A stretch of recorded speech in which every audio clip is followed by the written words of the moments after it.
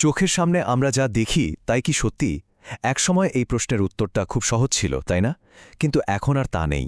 Digital দুনিয়ার এক ভয়ঙ্কর মায়াজালে আমাদের বাস্তবতার ধারণা কিভাবে প্রতিদিন ভেঙে পড়ছে, আজকের এই এক্সপ্লেনারে আমরা সেই চমকপ্রদ এবং একই সাথে শিউরে ওঠার মতো বিষয়টি নিয়েই আলোচনা করব। যুগ যুগ ধরে আমরা বিশ্বাস করে এসেছি যে নিজের চোখে না দেখলে বিশ্বাস নেই। কিন্তু প্রযুক্তি এখন এমন এক মোড়ে এসে দাঁড়িয়েছে যেখানে এই চিরচেনা বিশ্বাসটাই একটা বিশাল হুমকির মুখে। মজার ছলে শুরু হওয়া একটা টেকনোলজি এখন শুধু বড় বড় সেলিব্রিটিদের জন্যই নয়, বরং আপনার আমার মতো সাধারণ মানুষের জন্য এক বিরাট বিপদের কারণ হয়ে দাঁড়িয়েছে। আচ্ছা, চলুন ব্যাপারটা একটু গভীরে গিয়ে দেখি। বাস্তব দুনিয়ায় আমাদের মানুষের কিন্তু একটা নির্দিষ্ট সীমাবদ্ধতা আছে। আমাদের চেহারা, গায়ের রং বা শারীরিক গঠন কখনো পুরোপুরি নিখুঁত হতে পারে না। কিছু না কিছু খুঁত থাকবেই। কিন্তু এর ঠিক উল্টো দিকে আর্টিফিশিয়াল ইন্টেলিজেন্স বা এআই দিয়ে আজকাল এমন অতি বাস্তব কন্টেন্ট তৈরি করা হচ্ছে যেগুলো একদম ফ্ললেস বা নিখুঁত। এতটাই নিখুঁত যে বাস্তব জীবনে এমনটা হওয়া আক্ষরিক অর্থেই প্রায় অসম্ভব। তো আজকের এই আয়োজনে আমরা পুরো বিষয়টা খুব সহজভাবে ধাপে ধাপে বুঝব। প্রথমে আমরা দেখব এই ভয়ঙ্কর মায়াজাল আসলে কি, ডিপফেক কিভাবে কাজ করে এবং কিভাবে সাধারণ মানুষ প্রতারণার শিকার হচ্ছেন। এরপর আমরা এর বৈশ্বিক প্রভাব এবং এআই এর কিছু পজিটিভ দিক নিয়েও কথা বলবো। আর হ্যাঁ, একদম শেষে এই মায়াজাল থেকে নিজেদের সুরক্ষিত রাখার কিছু দারুণ কার্যকরী উপায়ও আপনাদের জানিয়ে দেব, যাতে আমরা সবাই সেফ থাকতে পারি।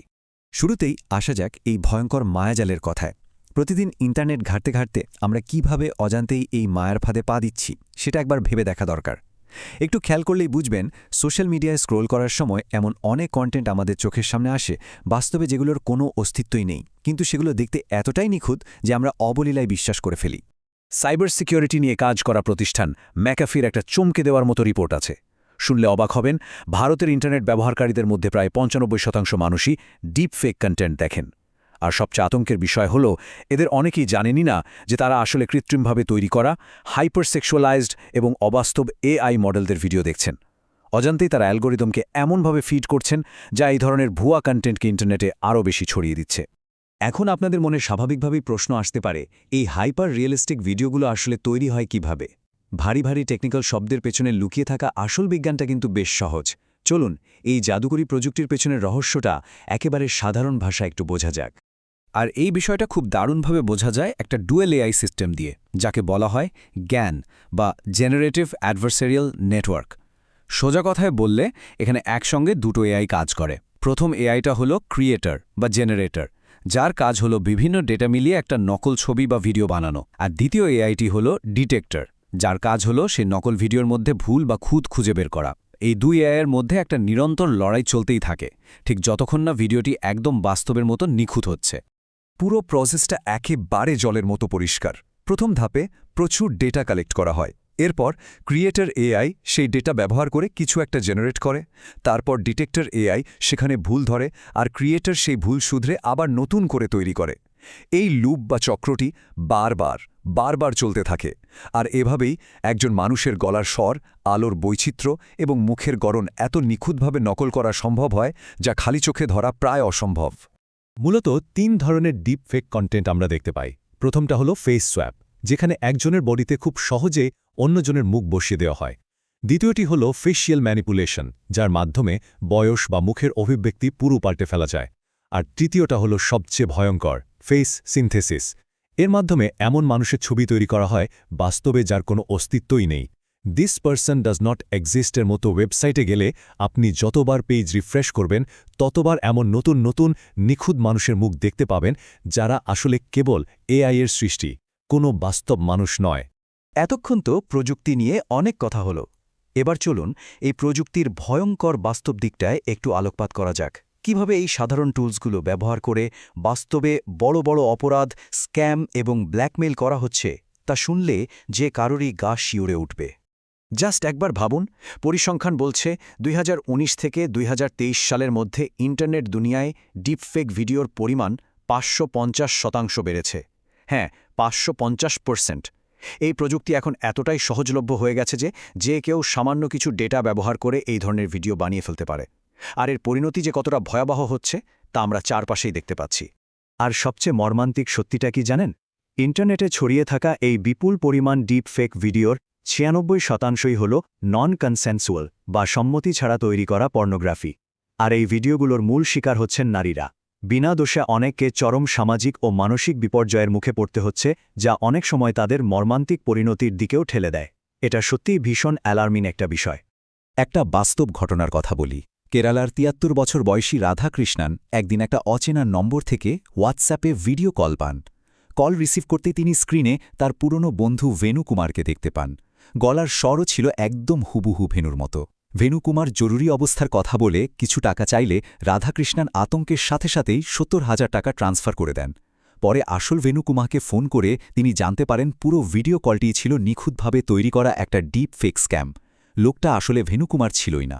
স্ক্যামারদের টার্গেট এখন আর নির্দিষ্ট কোনো গোষ্ঠী নয়, প্রাত্যহিক জীবনের প্রতিটি স্তরেই এরা জাল বিছিয়েছে। যেমন ৭৬ বছর বয়সী অরবিন্দ শর্মাকে একজন ভুয়া রিটায়ার্ড এডিজির ডিপফেক ভিডিও কল দিয়ে ব্ল্যাকমেল করে ৭৪,০০০ টাকা হাতিয়ে নেওয়া হয়। শুধু যে আর্থিক প্রতারণা তা নয়, স্কুল কলেজের শিক্ষার্থী, অফিসের সহকর্মী কিংবা প্রাক্তন সঙ্গীরাও ব্যক্তিগত প্রতিশোধ নিতে এই প্রযুক্তির অপব্যবহার করছে। রাশমিকা মান্দানার মতো পরিচিত সেলিব্রিটিদেরও ডিপফেকের শিকার হতে দেখা গেছে, যেখানে সম্পূর্ণ অচেনা একজনের শরীরে নিখুঁতভাবে তার মুখ বসিয়ে দেওয়া হয়েছিল। চলুন এবার দেখি কিভাবে এই বিষয়টা আরও বড় আকার ধারণ করছে। সাধারণ নাগরিকদের ব্যক্তিগত জীবনের গণ্ডি পেরিয়ে বহুজাতিক কর্পোরেশন, এমনকি বিশ্ব রাজনীতিতেও এই মায়াজাল কিভাবে তার প্রভাব বিস্তার করছে তা সত্যিই অবাক করার মতো। বাস্তব দুনিয়ায় এই ডিপফেকের ইম্প্যাক্ট কতটা হাইস্টেক হতে পারে তা শুনলে অবাক হবেন। কর্পোরেট জগতে হংকংয়ের একটা মাল্টিন্যাশনাল কোম্পানির জুম মিটিংয়ে ডিপফেকের মাধ্যমে স্ক্যামাররা প্রায় ২০০ কোটি টাকা চুরি করে নেয়। কারণ স্ক্রিনে থাকা চিফ ফিনান্সিয়াল অফিসার সহ প্রতিটি কর্মী ছিল ডিপফেক। অন্যদিকে রাশিয়া ইউক্রেন যুদ্ধের সময় প্রেসিডেন্ট জেলেন্সকির একটা ভুয়া ভিডিও ছড়িয়ে পড়ে, যেখানে তাকে সৈন্যদের আত্মসমর্পণ করতে বলতে শোনা যায়। এমনকি গ্যাবনের প্রেসিডেন্ট আলী বঙ্গোর একটা ভুয়া ভিডিওর কারণে দেশটিতে তো প্রায় সামরিক অভ্যুত্থানই ঘটে যাচ্ছিল। রাজনৈতিক দলগুলোর জন্যেও এটা কিন্তু একটা বিশাল ঝুঁকির জায়গা। সারা বিশ্বেই বিভিন্ন নেতার ভুয়া ভিডিও তৈরি করে ম্যানিপুলেশনের চেষ্টা করা হচ্ছে। নরেন্দ্র মোদী, অমিত শাহ, মমতা বন্দ্যোপাধ্যায় থেকে শুরু করে জো বাইডেন এবং ডোনাল্ড ট্রাম্প কেউই এই তালিকা থেকে বাদ যাননি। ব্যাপারটা এমন পর্যায়ে পৌঁছেছে যে কিছু পিআর ফার্ম নাকি অর্থের বিনিময়ে ভোটের আগে এইচডি কোয়ালিটির ভুয়া রাজনৈতিক ভিডিও বানিয়ে দেওয়ারও অফার দিচ্ছে। তবে হ্যাঁ, প্রতিটি মুদ্রারই যেমন দুটো পিঠ থাকে, তেমনি এই প্রযুক্তিরও কিন্তু দারুণ কিছু পজিটিভ আর উদ্ভাবনী দিক রয়েছে। এতক্ষণ তো আমরা কেবল নেতিবাচক বিষয়গুলো জানলাম, এবার চলুন দেখি কিভাবে এই একই প্রযুক্তিকে খুব সুন্দর গঠনমূলক কাজেও ব্যবহার করা হচ্ছে। আজকাল ডিজিটাল যুগে ভার্চুয়াল ইনফ্লুয়েন্সারদের কদর কিন্তু বেশ বাড়ছে। যেমন ভারতের প্রথম এআই মা কাব্যে মেহেরা কিংবা ভার্চুয়াল ইনফ্লুয়েন্সার কায়রার কথাই ধরুন। মার্কেটিংয়ের দুনিয়ায় তো এটা একটা রেভলিউশন এনে দিয়েছে। শাহরুখ খান বা ঋত্বিক রোশনের সেই বিজ্ঞাপনগুলোর কথা মনে আছে? এআই এর সাহায্যেই সেগুলো বিভিন্ন আঞ্চলিক ভাষায় একেবারে নিখুঁতভাবে প্রচার করা সম্ভব হয়েছিল। আবার ডেভিড বেকহ্যামের ম্যালেরিয়া সচেতনতা ক্যাম্পেইন কিংবা ইতিহাস শিক্ষায় লিওনার্দো দা ভিঞ্চির মতো ব্যক্তিত্বদের 3D মডেল তৈরি করে পুরো বিষয়টাকে দারুণ আকর্ষণীয় করে তোলা হচ্ছে। এখন আসা যাক আজকের এক্সপ্লেনারের সবচেয়ে গুরুত্বপূর্ণ অংশে। এই ডিজিটাল ইলিউশনের যুগে আমরা কিভাবে নিজেদের সুরক্ষিত রাখব। আমরা চাই সঠিক তথ্য দিয়ে আপনাদের সচেতন করতে, যাতে ভুলেও আপনাদের কোনো অপ্রত্যাশিত বিপদের মুখে পড়তে না হয়। সুতরাং সবচেয়ে গুরুত্বপূর্ণ পয়েন্টটি হল ভিডিও আসল না নকল তা চেনার উপায়গুলো আমাদের জানতে হবে। ভিডিও কলে আলো যদি অস্বাভাবিক বা একটু অনুজ্জ্বল মনে হয়, অথবা কথার সাথে ঠোঁটের নড়াচড়া যদি না মেলে, তবে সাথে সাথে সতর্ক হতে হবে। সবচেয়ে সহজ আর দারুণ একটা ট্রিক হল সন্দেহভাজন কলারকে তার নিজের মুখের সামনে দিয়ে একবার হাত নাড়াতে বা আঙুল সরাতে বলা। ভিডিওটি যদি ডিপ ফেক হয়, তবে আঙুল মুখের ওপর দিয়ে যাওয়ার সময় প্রান্তগুলো বা এজগুলো ঝাপসা এবং বিকৃত হয়ে যাবে। খালি চোখ ছাড়াও প্রযুক্তিকে প্রতিহত করতে কিছু চমৎকার ডিজিটাল ডিফেন্স টুলস আমাদের হাতে রয়েছে। যেমন spotdeepfakes.com, McAfee deepfake detector, Microsoft video authenticator কিংবা ইন্টেল রিয়েল টাইম ডিপফেক ডিটেক্টরের মতো টুলস ব্যবহার করে খুব সহজেই ভিডিওর সত্যতা যাচাই করা যায়। আর হ্যাঁ, আরেকটা জরুরি কথা, সোশ্যাল মিডিয়ায় নিজেদের সব ছবি বা ভিডিও একেবারে পাবলিক করে রাখা থেকে একটু বিরত থাকুন, কারণ স্ক্যামাররা কিন্তু এই পাবলিক ডেটাগুলো চুরি করেই ডিপফেকগুলো তৈরি করে। এত সাবধানতার পরও দুর্ভাগ্যবশত যদি কেউ এমন আক্রমণের শিকার হয়েই যান, তাহলে প্রথম কাজ হল কোনোভাবে প্যানিক না করা বা আতঙ্কিত না হওয়া। কারণ মনে রাখবেন, স্ক্যামারদের প্রধান হাতিয়ারই হল আপনার এই ভয়। সাথে সাথে প্রতারকদের সাথে সমস্ত যোগাযোগ পুরোপুরি বিচ্ছিন্ন করে দিন এবং বিন্দুমাত্র দেরি না করে সাইবার ক্রাইম ডিপার্টমেন্ট বা পুলিশের কাছে রিপোর্ট করুন। লোকলজ্জা বা সমাজের ভয়ে চুপ করে থাকাটা কিন্তু কখনোই কোনো সমাধান হতে পারে না। একেবারে শেষ প্রান্তে এসে আপনাদের সবার কাছে একটা গভীর প্রশ্ন রেখে যেতে চাই। আগামী দিনে প্রযুক্তি যখন এমন এক স্তরে পৌঁছাবে যেখানে ডিজিটাল মায়াজাল এবং সত্যের মধ্যে পার্থক্য করা আক্ষরিক অর্থেই অসম্ভব হয়ে পড়বে, তখন আমাদের সমাজ বাস্তবতাকে কিভাবে সংজ্ঞায়িত করবে? এই প্রশ্নের চূড়ান্ত উত্তর হয়তো আজ আমাদের কারোরই জানা নেই। তবে হ্যাঁ, সচেতনতা এবং সঠিক ডিজিটাল শিক্ষাই পারে এই চ্যালেঞ্জিং ভবিষ্যতের জন্য আমাদের সবাইকে প্রস্তুত করতে। ভালো থাকবেন আর অবশ্যই ইন্টারনেটে সাবধানে থাকবেন।